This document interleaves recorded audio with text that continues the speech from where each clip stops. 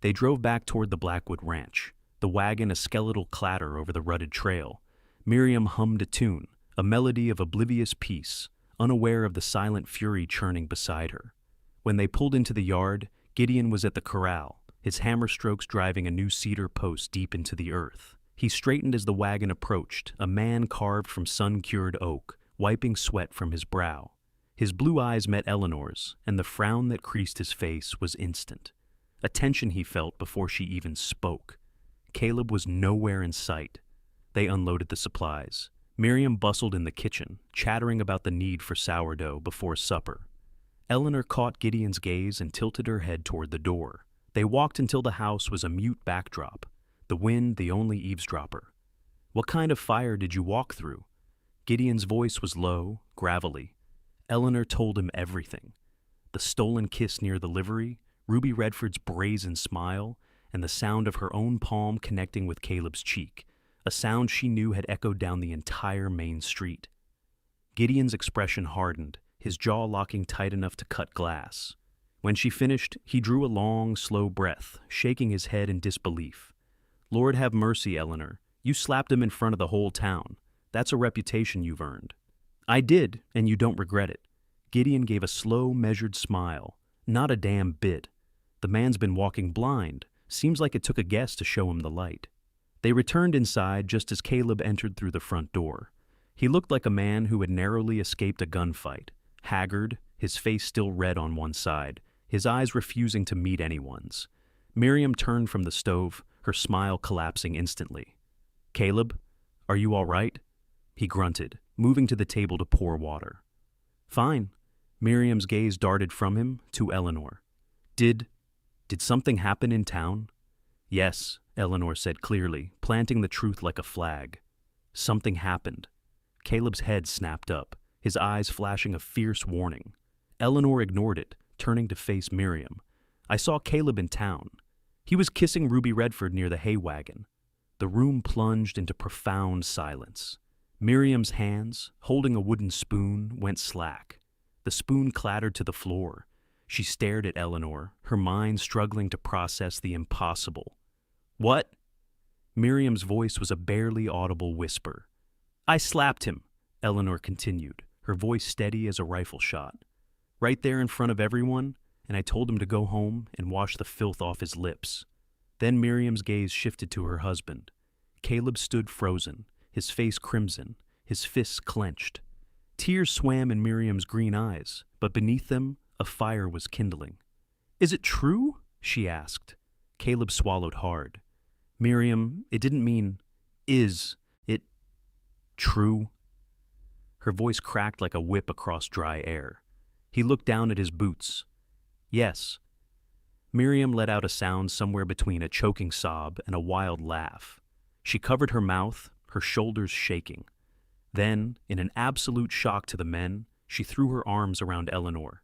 "You slapped him?" she gasped, tears and laughter mixing. "You actually slapped him." "I did," Eleanor said, holding her friend close. "I should have done it myself months ago," Miriam said, pulling back, her face wet but utterly fierce. "Thank you." Gideon, who had stood by the door like a silent judge, let out a low chuckle. Caleb turned to glare at him. "Don't look at me, Cal," Gideon said, shaking his head. "You brought this shame down on yourself."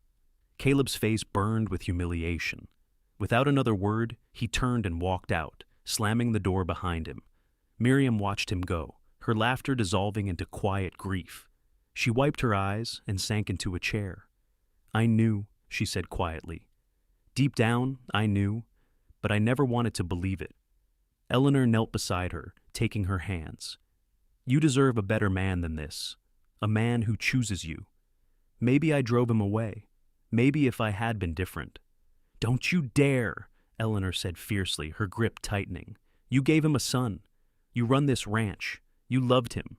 If he's too blind to see that, the fault is his, not yours." Miriam looked at her friend, tears streaming, and nodded slowly. Gideon moved to the stove and poured 2 cups of coffee. He sat across from the women, his expression resolute. "We're going to fix this," he said quietly. "All of us, together." Eleanor met his eyes and nodded. "We are." The sun hung low, bleeding red across the western sky. Gideon stood in the barn doorway, watching Caleb muck out the stalls.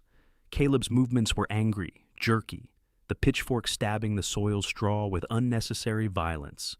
Gideon waited until Caleb paused to wipe his brow. "We need to talk." "Nothing to talk about," Caleb said, not looking up. "I think there's plenty." Gideon stepped into the barn. "I'm here because I've ridden beside you through the blizzard of '78. I've never seen you this lost." Caleb let out a bitter, self-pitying laugh. "Lost? That's a kind word for it. Then what word would you use?" Caleb struggled against the truth. "I don't know. Everything changed when the baby came. Miriam changed. She looks at me like I'm just another chore she has to get through. I feel like I don't exist anymore." "So you went looking for someone who would make you feel like you existed," Gideon said, his tone even, "and you found Ruby Redford." "It wasn't like that." "Then what was it like?" "I don't know." Caleb's voice rose. I missed the way things used to be, when Miriam would look at me like I mattered." Gideon stepped closer, his voice dropping to a near whisper. "She's tired because she's doing everything alone. She's feeding your son, rocking him, changing him, all while trying to keep this house running. And where are you? Chasing skirts in town." Caleb looked away. "You want her to look at you like you matter?" Gideon pressed. "Then start acting like a man who matters. Help her. Be the husband she needs, not the fool running away because his pride got bruised." Caleb's shoulders sagged. He sank onto a bale of hay. "I don't know how to fix this." "Then we figure it out," Gideon said, resting a heavy hand on his friend's back. "Together." Inside the house, Eleanor and Miriam sat at the kitchen table. "Do you love him?" Eleanor asked gently. Miriam's eyes welled up. "Yes, God help me, I do. But I don't know if that's enough anymore." "Love is never enough on its own," Eleanor said. "It needs respect, patience, and the daily choice to keep showing up. He doesn't choose me. He chooses the bottle. He chooses women who are easier." Eleanor took her hands. "Then we make him see what he's about to lose. And if he won't see it, you walk away with your head held high." Miriam's green eyes hardened. "I won't let him destroy me. I won't let him make me small." "Good," Eleanor said, "because you're worth more than that." That evening, the four of them gathered in the barn. Gideon spoke first. "We're here because 2 marriages are hanging by a thread, mine and Cal's, and if we don't fix them, they're going to snap. Cal's not the only one who's made mistakes. I've been distant. I've let my own pride stop me from saying what I should. That's on me." He reached for Eleanor's hand. Caleb cleared his throat. "I don't know where to start." "Start with the truth," Miriam said, her voice quiet but firm. "Tell me what you love about me, and then tell me what you don't." I love how smart you are, how you can manage the books better than I ever could, how you keep this house clean and make it feel like home, how you pray over every meal, and I love the way you used to be before the baby. You'd laugh at my jokes and dance with me in the kitchen and now," Miriam prompted. Caleb looked down. "Now you're tired all the time, and your body, it's different. Your stomach, it's not smooth anymore. There are lines and softness where there didn't used to be. And when I see it, I lose my—" "You can't what?" Miriam's voice was sharp as a blade. "I can't get in the mood," Caleb muttered. "It breaks the rhythm." "That belly," Miriam said, her voice shaking, "carried your son for 9 months. It stretched and ached and tore to bring him into this world. Those lines you despise are the proof that I gave you an heir. And you look at them and feel nothing but disgust." Caleb's face crumpled. "I didn't mean—" "Yes, you did," Miriam cut him off. "You meant every word, and now I know exactly where I stand." Eleanor turned to Caleb, her hazel eyes blazing. "You're a fool. That woman gave up her body, her sleep, her peace of mind to give you a child. Instead of worshiping every mark on her skin, you're chasing painted women." "She's right, Ed," Gideon concurred. "You're seeing scars when you should be seeing strength." Caleb's face was wet with tears. "I'm sorry. God, Miriam, I'm so sorry." Miriam stood abruptly. "Sorry isn't enough? Not yet." She turned to Eleanor. "My turn. Tell me what you love about Gideon and what you don't." Eleanor took a breath. "I love his steadiness, his loyalty, the way he works without complaint. I love that he remembers small things, my favorite wildflower, the way I take my coffee. And what don't you love? Miriam pressed. Eleanor's voice dropped. His pride. The way he shuts down when we argue instead of talking it through. The way he keeps his feelings locked up. And your sadness about the baby we don't have, Gideon. I see it in your eyes every month. It breaks my heart because I can't fix it. Gideon winced but nodded. Fair enough. I see it too, Bea. I just don't always know what to say. Miriam sank back onto her hay bale. We're all broken, aren't we? Maybe, Eleanor said, but broken things can be mended.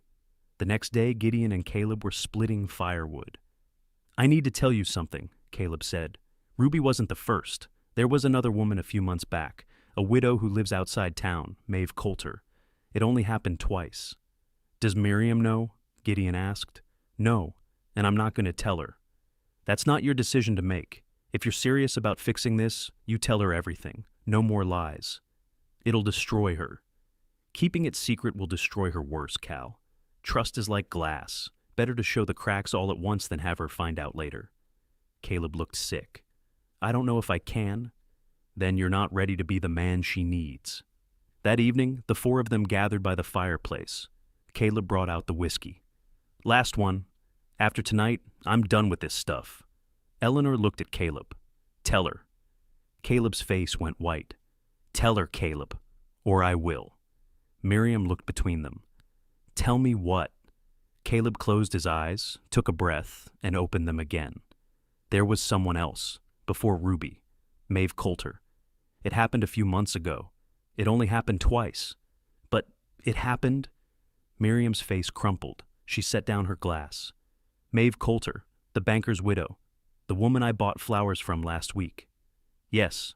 Miriam stood abruptly and walked to the window. Her shoulders shook. Finally, she turned back. Her face was wet with tears, but her voice was steady. Thank you for telling me. Caleb looked stunned. What? Thank you for finally being honest. It doesn't fix anything, but at least now I know the full truth. I'm so sorry, Caleb said, his voice breaking. You can't undo the past, Miriam said, but we can decide what happens next. She stood in front of him. If you want me to stay, you need to prove it, every single day. You work on this ranch, you help with our son, you stop drinking, and you earn back my trust, one piece at a time. I will, Caleb said fervently. I swear to God I will. We'll see, Miriam said. She turned and walked into the bedroom. Eleanor and Gideon went to the kitchen. Do you think they'll make it? Eleanor asked quietly. I don't know, Bea, but now, at least, they have a chance. Eleanor dried her hands and turned to him. Gideon, I need to tell you something too. I'm scared. I'm scared that we're going to end up like them, distant and angry, and I don't know how to stop it. Gideon stepped closer and took her hands. Then we talk. We don't let pride get in the way. I've been doing that, Bea, shutting you out. Every month when it doesn't happen, I pull away because I don't want you to see how much it hurts me too. She leaned into him, and he wrapped his arms around her, holding her close beneath the cold, distant gaze of the first stars. 3 days later, the storm arrived. It rolled in from the west just after sunset. A wall of black clouds shot through with lightning. Gideon and Caleb fought the storm in the corral, herding the skittish horses into the barn. In the house, Eleanor and Miriam secured the shutters. The baby woke and cried. In the barn, the men stood near the horses. I told her everything, Caleb said quietly. About Maeve, about Ruby, all of it. She didn't throw me out. I thought she would. Maybe she's stronger than you gave her credit for, Gideon said. The barn door suddenly rattled and swung open. Eleanor stumbled in, soaked to the skin, hair plastered to her face. She slammed the door shut and leaned against it, gasping. What are you doing out here? Gideon demanded. Needed to check on you, she said, shivering. The house is secure. Miriam and the baby are fine. You could have been struck by lightning. But I wasn't. She looked up at him, water streaming down her face, and suddenly, inexplicably, she was laughing. Wild, breathless laughter that made no sense. Gideon stared, then started laughing too. You're insane, he gasped. Maybe, she agreed. Then Eleanor slipped in the muddy straw and went down hard. Gideon reached for her, but she grabbed his hand and pulled, and he lost his balance, falling beside her. They landed in a heap, still laughing. The storm momentarily banished.